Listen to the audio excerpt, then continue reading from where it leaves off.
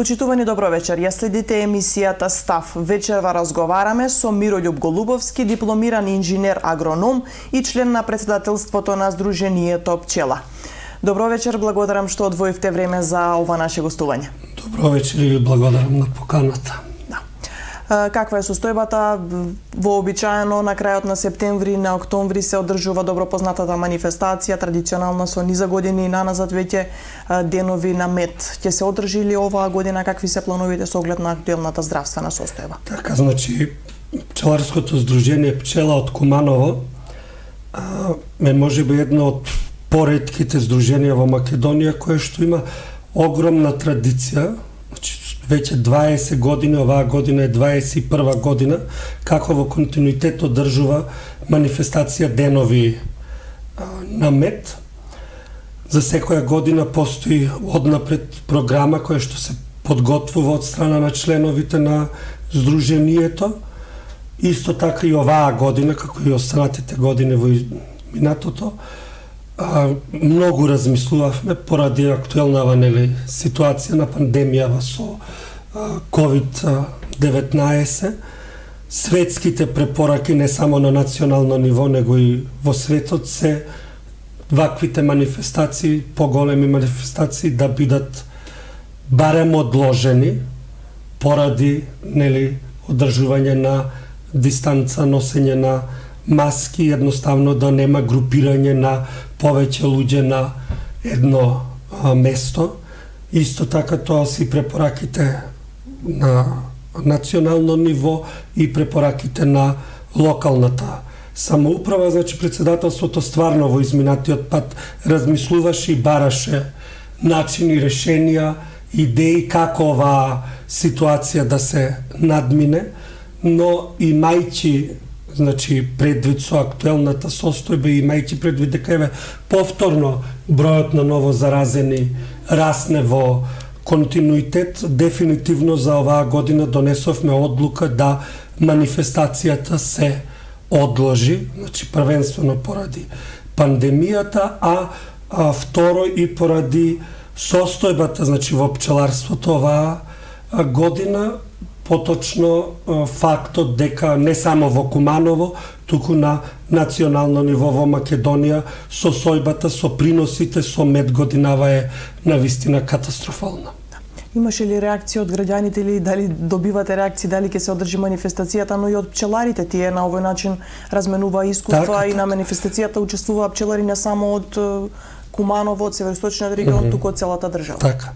Значи, со обзир, повторувам дека треба да биде 21 манифестација поред, граѓаните се научени дека токму во овој период, крај на септември, почеток на октомври, околу празникот 11 октомври, редовно на плоштадот има оваа манифестација каде што може да се запознаат, да ги видат, да пробаат дел од пчелните производи, истите да ги набават по промотивна цена, да купат. Меѓутоа, сепак, ситуацијата со COVID ние разговаравме, пошто имаме и голем број, Сдруженијето има и голем број на членови, значи контактите се големи и со граѓаните постојани.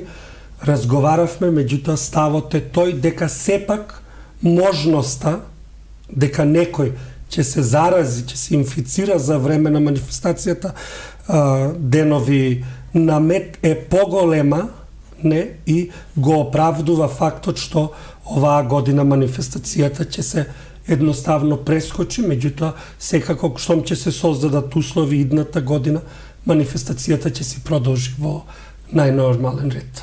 Веќе ја споменавте лошата состојба за жал оваа година за пчеларството, граѓаните реагираат дека веќе има недостаток на мед. Ќе се задоволи ли локалниот пазар оваа година? Значи, оваа година од пчеларски аспект е навистина многу интересна. Значи, ние години наназад, можеби 10 и 15 години, осеќаме, преку пчеларството, преку пчелите, дека нешто во природата стварно се случува и имаме пат континуиран во производството, поготово на медот, како, да кажеме, прв и основен пчелин производ, кој што пчеларите го собираат. може би од година у година има благо зголемување, меѓутоа кога ќе погледнете во просек се намалува. Меѓутоа оваа година буквално кошниците останаа празни. Значи дури беше доведен во овој есенски период кога после вадењето на медот у нормална година, пчелните семејства се припремаат за зазимување. Оваа година, значи, беше дури доведен во прашање и опстанокот на пчелните семејства и пчеларите сигурно на терен интервенирале со поголеми количини на храна кој што е дадена на пчелите за да може во зимскиот период, а и во периодот до следната активна сезона, значи до почетокот на пролета, пчелите да преживеат. На што се должи ова? На климатските промени? Значи, да, климатските промени у секој случај се еден од побитните фактори, меѓутоа тоа сепак е една лепеза, значи, на чинители. Тука се климатските промени, значи тоа е процес кој што не е од лани, од преклани, од пред 10 години, значи тоа е стотини години уназад, тоа покачување на температурата, значи ние сме сведоци дека во континуитет имаме благи зими, малтене топли зими. Тоа влијае на пчелите да не престануваат во зимскиот период со легло. Штом има континуитет на легло, или во поголем случај на пчелните семејства, не сигурно нека и сите, трошат повеќе храна, за да тоа легло се одгледа.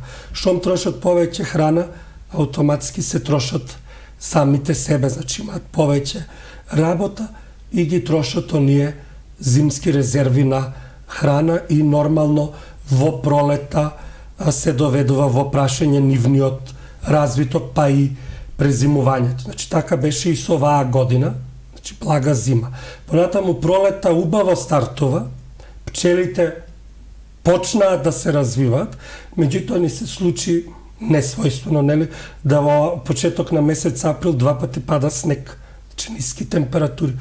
Автоматски пчелите, развојот, биолошкиот развој на пчелите се прекинува.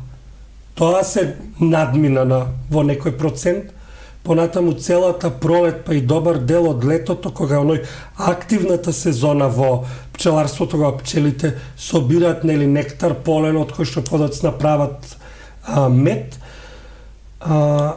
времето беше нестабилно. Значи долги периоди врнежливо. На растенијата им требаат топли ноќи за да во текот на денот нектарат.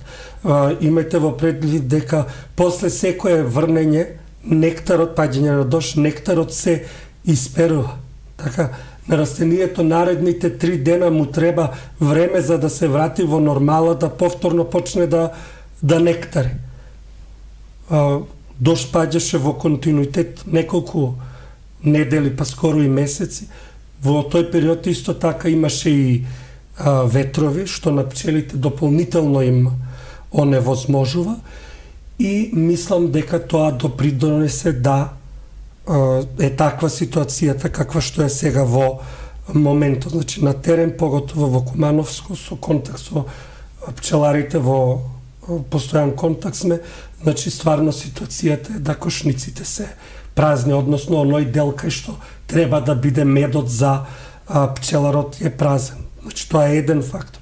Друг фактор што може да се поврзе пак со климатски промени е појавата на болести, нови и стари штетници, паразити. Значи тука е крлежот како штетник, како паразит, тука се појавата на оси, на стршлени, кои што исто така придонесуваат во ваквата ситуација. Исто така ние имавме и пред 2 години публикувано и труд каде што детерминиравме на територија на Македонија, до сега немало такво нешто, присуство на нов штетник, сега за сега факултативен, тоа е еден вид на мува од родот на фориде, кој што се размножува, значи не се јајца внатре во телото на пчелата, се развива ларвата, а ја јаде пчелата и пчелата угинува. Значи тоа се еден сплет на околности кои што допринесува до ваква ситуација. Имате ли информации доколку направиме на пример паралела со минатата година и оваа година во просек колку мед е извадено? Значи вака ние во просек во изминатите 10-15 години, ова збориме спрема Државен завод за статистика, значи просекот негде се движеше 16-15 килограми зборам по друштво, меѓутоа у континуитет тоа паѓа, значи пред неколку години дојде и до 9 килограми. Имавме еден период 2018, значи поготово периодот на регионот на Кумановско, значи добра паша, се извади некоја поголема количина на мед, меѓутоа сепак у континуитет паѓа. Значи од оноа што имам контакти на терен за оваа година, дури е смешно, по кило, по 2 кила мед од кошница, кој што дури пчеларот се доведува у ситуација да воопшто не треба ни да ги вади, туку да ги остави на друштвото како резервна храна за периодот во зима и после стимулативен развој во пролет. Какво е значењето на медоносната пчела, што може да ни кажете? Така, значи, медоносната пчела е организам кој што спаѓа во класата на инсекти поради својата сегментираност на телото, конкретно припаѓа во редот на хименоптера или кај нас познати опнокрилци, поради фината градба, продзирност, мембранозна градба на крилата. Медоносната пчела е едноставно инсект, организам кој што буквално може да кажеме дека е распространет космополит насекаде во светот. Нормално онаму каде што има услови за живот, исклучуваме големите пустини, Антарктик и Арктик, пошто немаат услови за живот. Конкретно кога збориме за видот медоносна пчела, тука до сега науката има детерминирано 9 видови, од кои што најпроучени и најзначени се западната медоносна пчела, онаа што ја има кај нас, и источната или позната како азиска медоносна пчела, која што ја има на еден мал регион во Индокина, Индонезија, значи другде не е распространета. Оноа што е интересно за западната медоносна пчела е тоа што зависно од релјефните услови, од географските услови, од климатските услови и зависно од расположливата пчелна паша, таа во минатото, значи збориме илјадници години наназад, зависно од овие услови се детерминирала во повеќе подвидови. Значи до сега науката има детерминирано, таксономирано некаде околу 30 признаени подвидови. Интересно е што на нашата територија на Република Македонија постои автохтонен подвид на медоносна пчела, тоа е Апис мелифера македоника или медоносна пчела. Не е ексклузивна само за нас, значи има на територија на Северна Грција, мали делови од Србија, територија од Бугарија, па дури до западни делови на Црно море и на Украина. Значи, тој подвид на медоносна пчела кај нас најубаво е адаптиран на нашите услови, дури и морфолошки се има во тек на еволуцијата издиференцирано, поготово во должина на јазик, за да може што подобро да ги искористи и климатските, и релјефните, а и пашните услови кои што тука владеат. А кога збориме, значи, од користа од медоносната пчела, тука може грубо да ја поделиме на директна и индиректна корист. Директната корист, оноа што на граѓаните и пошироката јавност ја познато, спаѓаат пчелните производи. Значи пчелата има 6 примарни пчелни производи, тоа е медот, восокот, прополисот, матичниот млеч, пчелиниот отров, и тука спаѓаат смеските од овие примарни производи во форма на различити комбинации. Значи тоа се директната корист, меѓутоа далеку побитна, на национално, на светско ниво е користа, индиректната корист, односно користа од опрашувањето на медоносната пчела на ентомофилните растенија. Значи тоа се растенија кои што за да бидат опрашени мора да постојат инсекти. Значи, не се само медоносните пчели, има и бумбари, оси, пеперутки, муви, мравки. Меѓутоа, 80% од опрашувањето на овие растенија е благодарение на пчелата. А економската бенефита се пресметува дури на 100 до 150 пати повеќе него од кажи го производите што ги добиваме од пчелата и евентуален нивен нели пласман на тржиште. Надвор, мислам, во Запад, во Америка, дури овоштарите, кај што имат огромни плантажи, плаќаат на пчеларите, буквално ги рентат пчелните семејства, да во сезона на опрашување постават кошници, зошто бидејќи ќе добијат и на квалитет и на квантитет на производот, односно овошката или што год да е. Се промени ли свеста на граѓаните за консумирање мед и пчелни производи, особено еве во ваква, например, состојба, здравствена состојба? Па вака, пчеларското здружение Пчела е доста активно на терен, како на локално, така и на национално ниво, вклучено во активности со други здруженија. Значи, свеста постепено иде, значи, се крева. Тука, нели, е трендот на органското производство, на еколошкото производство, така да пчеларството, пчелните производи си го добиваат своето место со тек на времето, се актуелни, како примарните производи, така и секундарните производи и има побарувачка на истите. При секоја продажба на пчелните производи, нашите членови се доволно, да кажем, едуцирани, оспособени, ја познаваат материјата, да дадат и совет на конзументот како треба да го конзумира производот, во која количина, на кое време и така. Граѓаните често имаат различни реакции, дека медот бил чист, не бил чист и слично. Како може да препознаат тие всушност дали медот е без шеќери и без некои дополнителни сиропи? Тоа е оправдано прашање кое што се појавува наназад доста долго време, бидејќи се повеќе и повеќе на тржиштето се појавува мед со сомнително потекло. Значи, да кажам, буквално фалсификуван мед кој што не ни видел пчели. Значи, постојат технологии, да кажеме, машини, со кои што наедноставно со мешање на вода и на шеќер и на некој ензим може да се добие нешто налик, нели, на медот, кој што многу лесно за конзументот може да биде представен, значи, како мамка, дека станува збор за вистински мед и тоа често ни се и случува.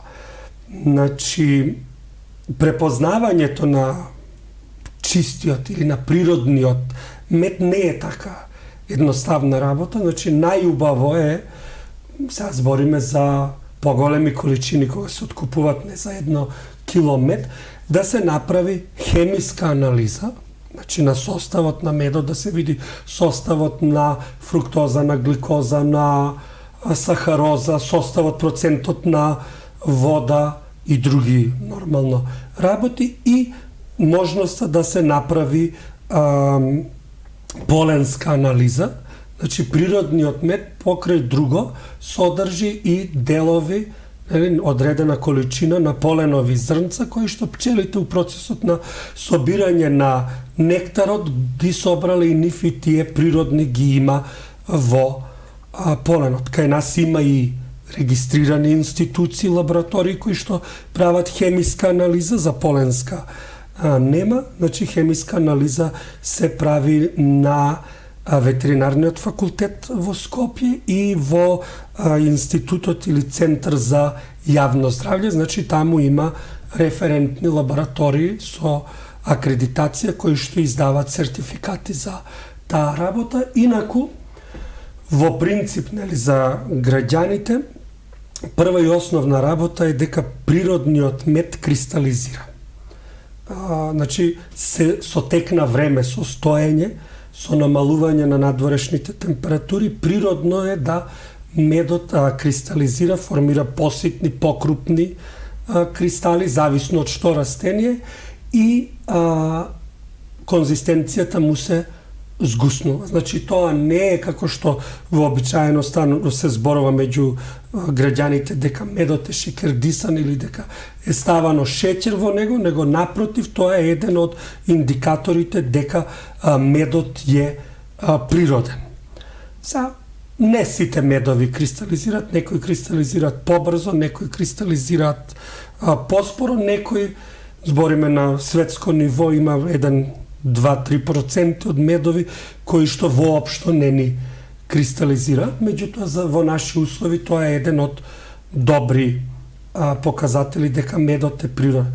Понатаму кога ќе ја погледнете теглата со мед, не треба да е потполно чиста, прозирна. Значи медот е благо заматен, значи ја прекршува светлината. Ако гледате дека е прозирен и гледате чисто од другата страна, значи пак може да стане да дојде во прашање природата на медот, односно дали е фалсификуван или е природен. Понатаму медот наедноставно со едно лажиче, кога го ставате во чаша со вода, чај, кафе, има најразличити начини како се употребува, неговото паѓање, значи треба да нема прекин. Значи во континуитет, дури има мед во лажичката, тој тече. Ако почне да се тој тек на медот прекинува, онда пак може да дојде во прашање. Има милион на такви, да кажеме, методи како да се испита, меѓутоа, пак повторувам, не се сигурни како на хемиска анализа. Може да се стави капка на, практикуваат конзументите, капка на нокт, доколку дојде до разлевање на медот, тоа говори дека процентот на вода во медот, кој што не треба да надминува 20%, е поголем. Не значи дека медот не е квалитетен, меѓутоа се уште не слегнал, не изферментирал, не се дефинирал и тој мед може многу брзо да се скисели. Значи да промени мирис, да промени вкус. Интересни информации за гледачите. Задоволни ли се пчеларите од поддршката која што ја добиваат од државата? Вака, значи, прашањето е на место. Пчеларското здружение Пчела од Куманово е задоволно. Значи, не само од оваа година, него уназад членовите се задоволни, бидејќи има повеќе мерки кои што владата, Министерството за земјоделие, шумарство и водостопанство ги покрива пчеларите. Значи, тука се оние добро познатите субвенции кои што идат по пчелно семејство, значи исплатата оди по број на пчелно семејство. Тие субвенции уназад, значи, години постепено се покачува, значи сега дури има субвенција од 800 денари по пчелно семејство за оние пчелари кои што имаат од 51 до 100 пчелни семејство, значи тоа ги задоволува потребите, нели, кои што ги има пчеларот како трошоци или дел од трошоците да ги покрие во текот на пчеларската година. Како здружение исто така сме задоволни пред се од комуникацијата и со централната власт и со локалната самоуправа, значи на уназад години и на сите наши повици се имаат јавено, не имаат исконтактирано за било какви консултации. Минатата година Сдруженијето аплицираше и доби субвенција, да кажам, за одржување на манифестацијата Денови на мед.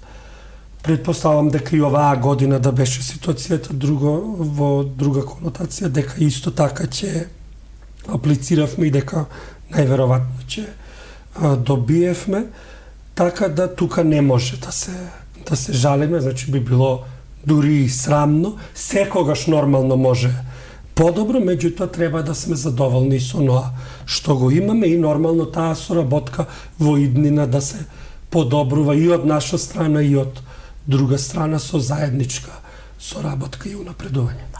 Има ли интерес кај младата популација за занимавање со оваа гранка? Знаеме дека во земјоделското училиште има и пчеларник собствено, а вие сте дел и на земјоделскиот факултет. Значи, во земјоделското училиште дури има и програма која што го покрива пчеларството, од таму дел, значи, децата учат и теоретска и практичен дел, значи, вклучени се директно во одредени практични вежби на пчеларник и еден дел од нив, нели, и доаѓаат у нашето здружение и општо гледано со тек на години, обично пчеларството како занимање, како професија важеше за постарата генерација, нели, дека ќе останат, која ќе останат во пензија, да имаат со што нешто да се занимаваат како хоби или како нешто дополнително некое занимање и доток на средства. Меѓутоа, години уназад веќе постепено, полека, ама постепено бројот на млади се зголемува, што е, нели, позитивно, а и ние како здружение со нашите едукативни програми, саеми, манифестации, настојуваме што поголем број на млади луѓе да бидат вклучени, ама не само вклучени, него и да едноставно имаат еден вид на менторство, значи да имаат у секој момент каде да се обратат и да добијат соодветен одговор за проблемот што го имаат. Еве, веќе споменавте дека Здруженијето Пчела е навистина активно изминативе години. Што може да ни кажете? Имавте една донација, се подготвува еден проект. Така, како тече работите? Пчеларското здружение наше е здружение со, да кажем, голем стаж во минатото. Идната година одбележуваме 50 години од постојањето, значи едно од поредките здруженија во Македонија. Исто така, здружение кое што има голем број на активни членови, кои што нормално во годините варира, меѓутоа е некаде 70 на 80 на членови константно, така да години наназад програмите се полни со активности. За жал оваа година, поради, нели, ново настанатата ситуација со пандемијава, тие активности се редуцирани. Значи, во екот на почетокот на пандемијата имавме, на наше изненадување како организатори, имавме една активност за доброволно собирање на мед, кој што беше наменет за вработените во општата болница во Куманово. На наше големо изненадување, еве уште една благодарност до нашите членови, голем број од нив се појавија на настанот, донира собствен мед и во општата болница мислам дека дониравме на крај на активноста повеќе од 100 килограми мед. Значи, тоа е едно. Оваа година во тек на месец јуни, јули, август Здруженијето аплицираше на отворен повик од Фондацијата Civica Mobilitas за микропроекти. Чи проектот е добиен, проектот е отпочнат од 1 септември, значи проектот ќе трае 10 месеци. Се однесува, значи насловот е, или мотото, логото е здрава животна средина за сегашните и идните генерации, а во основа ќе се формира еден пчелин парк во централното градско поднебје, каде што ќе бидат поставени низа на, да кажам, активности информативни, кои што ќе бидат информативни и за пошироката јавност, меѓутоа и за пчеларите, меѓутоа за тој проект, нели, потом, ние при крајот на месецот имаме веќе планирано почеток на активности, кои што вие во секој случај, нели, ќе ги проследите на терен. Друго нешто што е карактеристично оваа година како активност е што во ЕКПОЛ се подготовките за одбележување на предстојниот јубилеј од 50 години, значи тоа е во идната година, при крај на месецот јануари, славиме, да кажем, роден ден на Здруженијето, 50-ти, односно денот кога Здруженијето е и основано. За таа цел во подготовка, значи во завршна фаза е припрема на монографија по повод јубилеот, значи 50 години од организирано пчеларство на територија на Куманово и Кумановско, и се надеваме дека таа монографија ќе биде и спремна и спринтана, значи моментално е во работен материјал пред принтање, значи за јубилеот се надеваме дека ќе биде и готова. Нашите членови, па и граѓаните знаат дека во Сдруженијето има и едукативна комисија која што пред почетокот на оној неактивен период во годината, значи од ноември месец па негде до средина на март, ние изготвуваме претходно програма едукативна.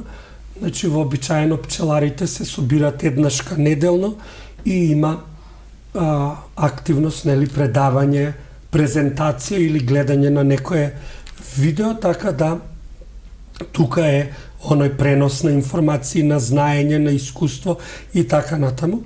Поради препораките, значи оваа година не сакаме да ризикуваме, меѓутоа за да не бидат членовите оставени и да не се таа активност исклучи и оваа година, во план сме, значи веќе едукативната комисија работи на предлог предавања, да овие предавања место, нели, живо со физичко присуство, да бидат одржувани на некоја од онлайн платформите, дали Zoom, дали Microsoft Teams, значи тоа ќе видиме наскоро. Можеби нема да има предавање секоја недела како што сме навикнати во тој зимски период, меѓутоа сепак таа активност не би сакале да оваа година да биде изоставена и нашите членови да бидатускратени од нови информации и знаења од областа на одгледувањето на пчели. Ви благодарам на одвоеното време, се надевам дека одговоривме на дел од прашања кои што навистина ги интересираат граѓаните. Ви благодарам на вас. Почитувани, тоа беше се за вечерва, останете на Телевизија Плюс.